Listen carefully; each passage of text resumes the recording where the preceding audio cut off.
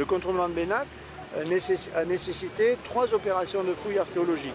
Une sur Saint-Vincent-de-Cosse, qui sont terminées, une sur Castelnau, qui est aujourd'hui terminée, et au printemps prochain, on fera une série de fouilles sur la commune de Vézac.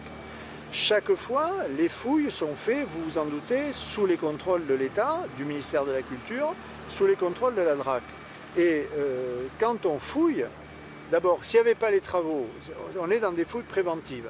S'il n'y en avait pas de travaux, on n'aurait pas découvert des vestiges archéologiques que l'on a trouvés. À Saint-Vincent-de-Cosse, ce sont des vestiges plutôt préhistoriques avec des traces d'anciens foyers. À Castelnau, ce sont plutôt des vestiges gallo-romains.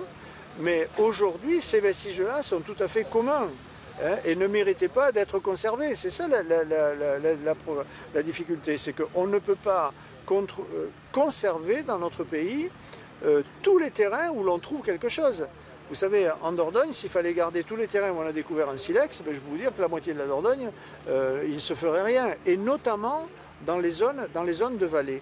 Mais tout l'intérêt des fouilles, justement, c'est de savoir s'il y avait... Parce que tout le monde ignorait ce qu'il y avait à 1 mètre sous terre, c'était pas très profond.